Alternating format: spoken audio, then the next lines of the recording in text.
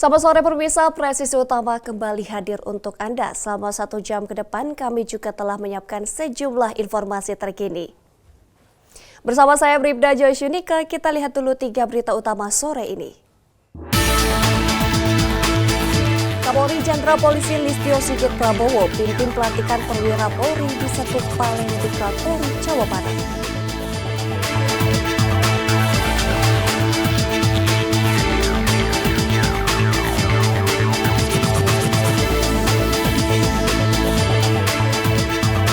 Satreskrim Polres Gresik mengamankan pelaku utama perampokan disertai pembunuhan di Desa Tumbangkala.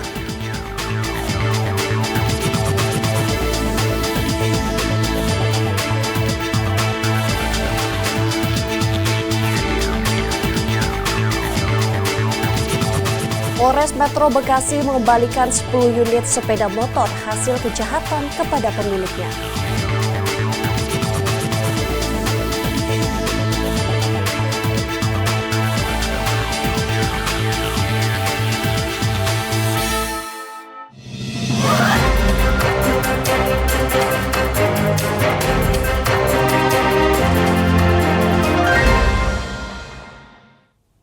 Pemirsa, Satreskrim Polres Gresik mengamankan pelaku utama perampokan disertai pembunuhan di Desa Tumbangkalang, Kecamatan Antangkalang, Kabupaten Kota Waringin Timur, Kalimantan Tengah. Pelaku pembunuh Wardatun Thoyibah, 29 tahun, warga Desa Iman, Kecamatan Dukun, Kabupaten Gresik pada Sabtu, 16 Maret 2024. Satuan Reserse Kriminal Polres Gresik berhasil mengamankan pelaku utama kasus perampokan disertai pembunuhan yang menewaskan agen BRI Link. Wardatuh Thoyibah, 29 tahun, warga Desa Imaan, Kecamatan Dukun, Kabupaten Gresik, Jawa Timur. Pelaku bernama Ahmad Midhol alias Hamid alias Midkol, 38 tahun, yang merupakan tetangga korban. Pelaku diamankan Satreskrim Polres Gresik di sebuah kebun sawit di Desa Tumbangkalang, Kecamatan Antangkalang, Kabupaten Kota Waringin Timur, Kalimantan Tengah, setelah lebih dari setahun buron. Penangkapan dipimpin langsung oleh Kanit Resmob Satreskrim Polres Gresik Ibda Andimu Ashraf Gunawan, yang memimpin pengejaran lintas daerah. Kini pelaku telah dibawa ke Mapolres Gresik untuk menjalani pemeriksaan lebih lanjut.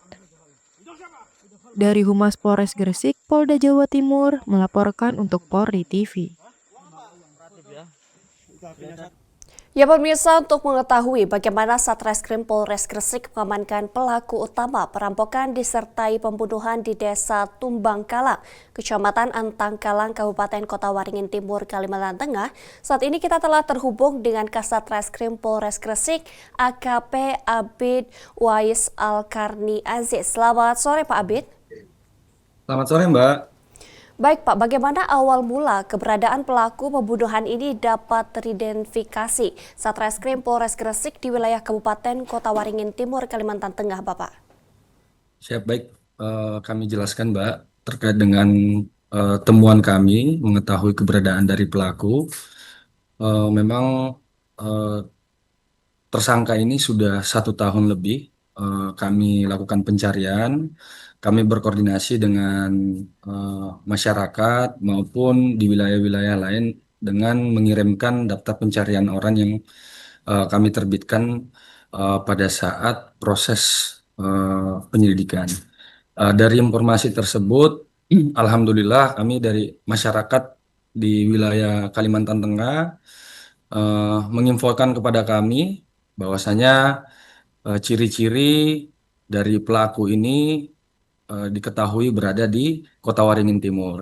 Lalu kami membangun komunikasi, memastikan, mengirimkan foto apakah betul pelaku berada di sana. Dan alhamdulillah sesuai dengan yang kami kirimkan sehingga tim bergerak menuju ke Kalimantan Tengah di wilayah Kota Waringin Timur. Baik Bapak, dapat dijelaskan Pak, kasus pembunuhan seperti apa yang menjerat pelaku ini Pak? Baik Mbak, kami jelaskan sedikit kronologis awalnya. Jadi pada tanggal 16 Maret 2024, Kejadian itu berada di wilayah hukum Polres Gresik yang mana korban yaitu Wadratul Thayyiban sebagai agen BRI Link. Eh, Pada saat itu memang pelaku ada dua orang, yang mana satu eh, sudah merencanakan berpura-pura sebagai agen mentransfer eh, uang, sejumlah uang yang sudah direncanakan oleh pelaku lainnya untuk mengetahui di mana letak uang yang diletakkan oleh korban. Setelah itu eh, pelaku yang satunya yang kita baru amankan ini yaitu saudara AM, dialah yang menjadi eksekutor pada saat eh, melakukan pencurian sejumlah uang yaitu 150 dengan disertai pembunuhan oleh korban karena mengetahui korban itu ada yang masuk ke rumahnya sehingga ditikam di bagian leher 2 kali dan perut sebanyak 3 kali. Eh, Baik Bapak, saat ditangkap, apakah ada perlawanan dari pelaku ini Pak? Pada saat diamankan di daerah Kota Waringin Timur, eh, karena memang pada saat kita amankan itu mencoba untuk melarikan diri, sehingga kita eh, mengambil tindakan tegas terukur. Kita mengamankan, alhamdulillah kita dapat amankan di daerah perkebunan sawit. Baik Bapak, dari visual pelaku digerebek Satreskrim Polres Gresik di tengah area hutan tanpa ada tetangga, dapat dijelaskan Bapak? Kami jelaskan, Mbak, memang pada saat penangkapan itu medan yang kami tempuh lumayan cukup sulit karena perjalanan dari Palangkaraya ke Kota Sampit sendiri memakan waktu 4 jam. Terus dari Sampit ke desa yang kita tuju itu masih perjalanan sekitar 3 jam. Lalu kita berkoordinasi di desa tersebut. Dari desa menuju ke hutan sawit yang mana diketahui keberadaan dari pelaku ini masih sekitar kurang lebih 1,5 jam kita berjalan kaki, Mbak. Jadi memang medan yang kami tempuh lumayan sulit dan memang pelaku ini tinggal di gubuk-gubuk tempat para petani-petani yang biasanya ditempati untuk menjaga lahan-lahan sawit di sana. Baik Pak, apakah modus kejahatan pelaku juga dilakukan di tempat lain Pak? Sejauh ini masih kami dalami, Mbak, karena ini kan masih kami lakukan pemeriksaan secara intensif. Kami juga mengkonfrontasi antara keterangan dari tersangka yang sudah kita amankan satu sebelumnya dengan keterangan dari pelaku AM ini. Jadi untuk sejauh ini terkait modus yang dilakukan di tempat lain masih dalam proses pendalaman. Baik Pak, dapat sampaikan pesan kepada masyarakat agar selalu segera melapor ke kepolisian jika terjadi potensi kejahatan yang ada di lingkungannya Pak. Baik, kami sampaikan khususnya warga Kabupaten Gresik ketika mengalami suatu tindak pidana ataupun hal-hal yang eh, merugikan dari masyarakat itu sendiri, eh, sekarang sudah ada eh, call center 110 ataupun bisa melaporkan langsung ke akun media sosial Bapak Kapolres yaitu Cak Roma. Eh, Bapak Kapolres menghimbau dan berkomitmen segala upaya tindak pidana, komitmen kami akan menindak tegas sesuai dengan aturan perundang-undangan yang berlaku. Terima kasih. Baik, terima kasih AKP Abid Wais Alkardi Aziz telah bergabung bersama kami di Polri TV dan salam presisi. Terima kasih, Mbak. Salam presisi. Pemirsa, Polda Kepulauan Riau melalui Ditreskrimum dan Polresta Tanjung Pinang berhasil mengungkap peredaran jaringan mafia tanah yang telah merugikan ratusan warga di Tanjung Pinang, Batam, dan Bintan. Sobat Polri, bersama saya Bribda Septian Faroni, Bid Humas Polda Kepri. Hari ini, tanggal 3 Juli 2025, Polda Kepri melaksanakan konferensi pers pengungkapan kasus dugaan tindak pidana pemalsuan sertifikat tanah oleh Ditreskrimum Polda Kepri dan Polresta Tanjung Pinang. Dalam kasus ini telah diamankan 7 tersangka dan beserta barang bukti lainnya. Berikut liputannya. Konferensi pers digelar di Gedung Lancang Kuning Polda Kepri pada pukul 10 waktu Indonesia Barat.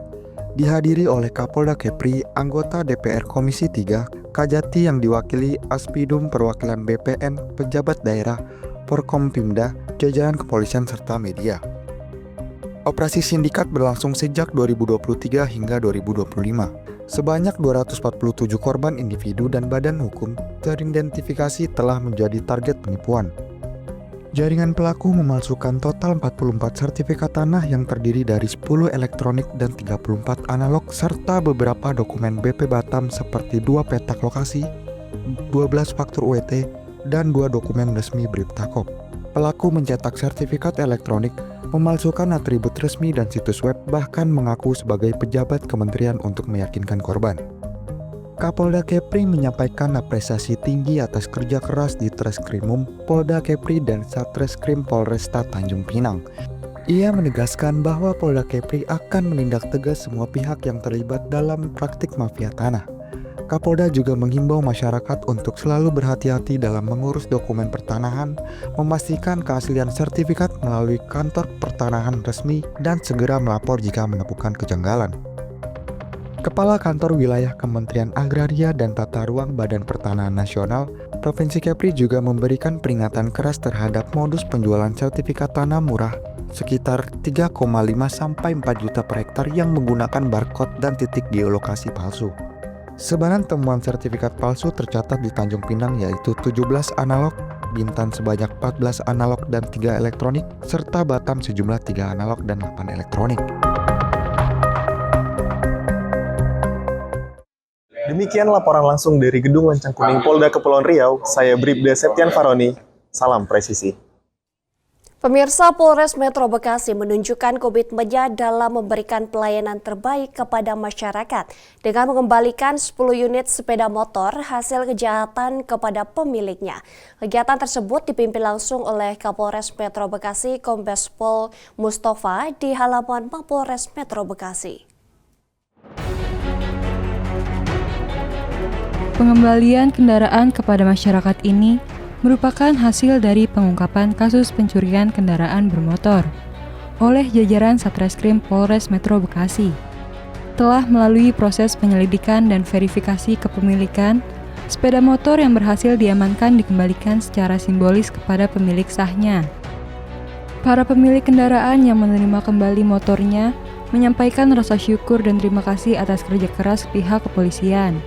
Mereka mengaku tidak menyangka kendaraannya yang sempat hilang bisa ditemukan dan dikembalikan dengan kondisi utuh. Ada 5 orang tersangka, jadi semua total ada 7, tapi 2 diproses di Polda. Jadi kalau kita yang di Polres Metro Bekasi ataupun Polsek Cikarang Timur ada 5. Jadi tersangka atas nama AF, tersangka atas inisial RA, RR, kemudian saudara DHK, tersangka AD, kemudian tersangka S. Itu 5 tersangka yang kita amankan dan posisi di sebelah kiri saya di bagian belakang. Korban cukup banyak. Dari peristiwa tersebut memang kita berhasil pertama mengamankan 3 orang. Memang pelaku ini jumlahnya 5 orang. Terbagi menjadi 2 kelompok.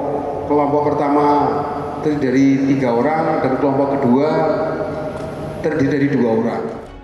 Kegiatan ini menjadi bagian dari rangkaian peringatan Hari Bayangkara ke-79 di wilayah hukum Polres Metro Bekasi yang mengusung semangat Polri presisi mendukung percepatan transformasi ekonomi yang inklusif dan berkelanjutan menuju Indonesia Emas. Dari Humas Polres Metro Bekasi melaporkan untuk Polri TV. Pemirsa, kami akan segera kembali usai jeda berikut ini.